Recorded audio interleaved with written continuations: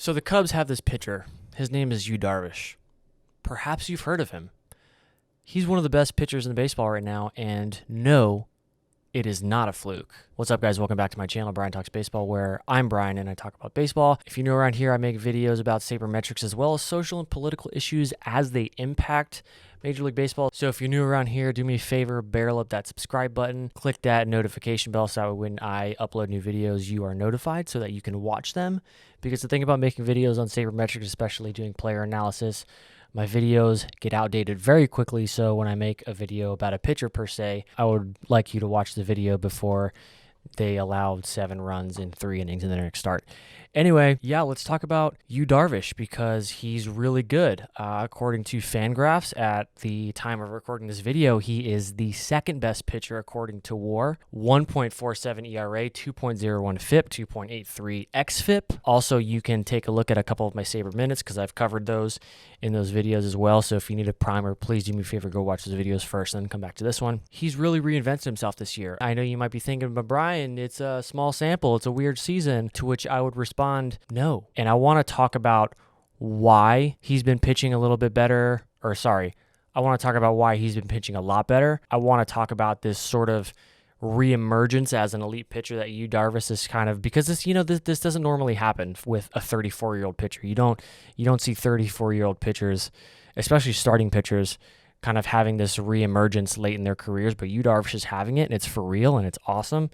So I want to talk about it a little bit. So I want to talk about the second half of last year, where he was just as good as he has been so far this year. That's why I'm saying this isn't a fluke. This isn't small sample size theater, as they like to say. Going back to his second half of last year, 2.76 ERA, 2.83 FIP, 2.37 xFIP. So a couple of things have changed. First of all, if we look at that last year to this year, his fastball velocity is up.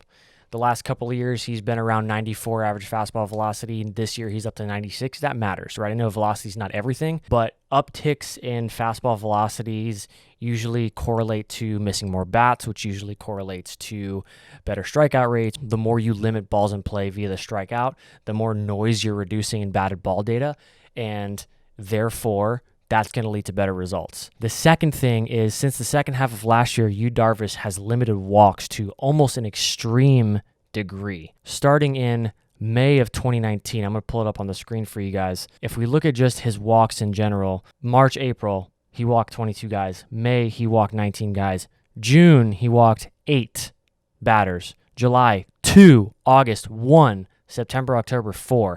And if you look at this first half, second half split, Darvish walked 49 guys in the first half of 2019, 7 in the second half. Okay, now fast forward to this year, we have the same story, right? He's pitched 43 innings in 7 starts, 8 walks. Okay, so maybe not as extreme. This would have been one of his higher months if it was last year, but still, he's limiting walks. He's still missing a ton of bats.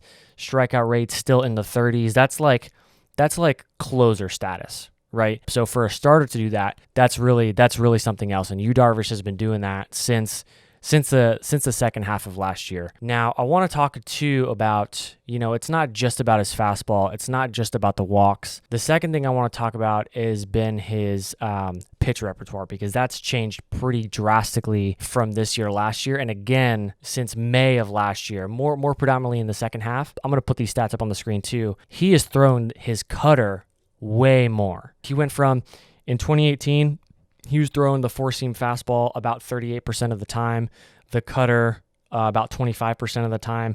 Those two completely flipped last year, again, starting in May of 2019, where he started throwing the cutter more than the four-seam fastball. This year, though, he's throwing the cutter almost half the time.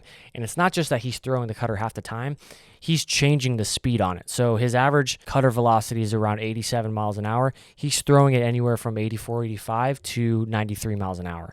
And that's huge if he's able to change the speed on it. And not only that, but he's been able to differentiate it from his slider. He's been able to differentiate it from his curveball as far as like the axis of the spin and the movement on the pitch. And hitters just don't know what to do with it. It's not his best pitch, expected weighted on base, which takes into account the strikeouts and the walks and the quality of contact, is a 308. So, but what's important is it's made his fastball and his sinker better as a result. So if we look at last year numbers, 2019, hitters had a 395 weighted on base. They were still swinging and missing 29% of the time. That's whiffs per swing, misses per swing. If you look at 2020, though, hitters are missing his four-seam fastball 43% of the time when they swing on it.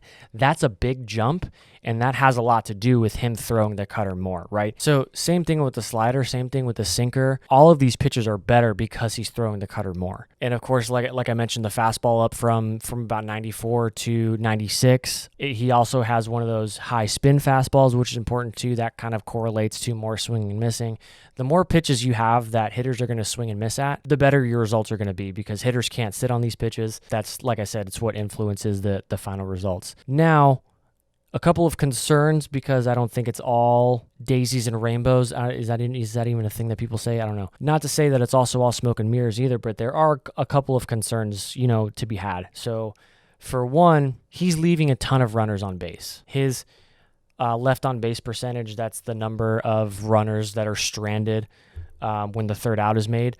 He is stranding 90% of runners. That's just not a sustainable way to prevent runs. Usually the league average is around 77 to 78%. You expect better pitchers to leave a little bit more runners on base, but for the most part, pitchers who leave a lot of guys on base one year, go back to average the next year. A lot of guys who are unlucky and don't leave a lot of guys on base, leave more on base the next year. It's just one of those metrics that is very noisy and tends to regress to the mean either way. Also, what I want to highlight is his home runs to fly ball rate, which is very low, 6.5%. Again, you expect to some degree better pitchers to allow less home runs than bad pitchers.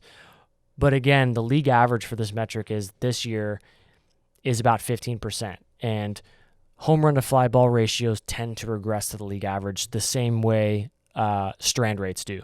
So we can expect that Darvish is, one, not going to strand as many runners going forward, and he's going to allow more home runs. That is going to happen, right? On the bright side, he is missing a lot of bats. That's going to continue. He is inducing a lot of weak contact. That is going to continue. He is limiting walks still to an extreme degree. That is going to continue. So when he does start to allow home runs, and that's going to happen, when he does start to, not strand as many runners, that's going to happen. If he can continue to limit walks, if he can continue to miss bats, those things are going to affect him a little less. So there's still a lot to be encouraged about from his performance. I think there is a little bit of regression that is going to happen. Darvish has been very good in 2020. He's been one of the best pitchers in baseball. And what I'm here to tell you is that it is not a fluke. And I hope it continues into the playoffs. I hope it continues into 2021 and beyond. So that about wraps it up for this video, guys. I hope I was able to communicate how Darvish has been very good and what numbers you should be looking at when you're evaluating a pitcher sabermetrically. So if you like this video, again, go ahead and leave me a like, subscribe to my channel, ring that bell for notifications. So until then, I will see you guys next time. Later, guys.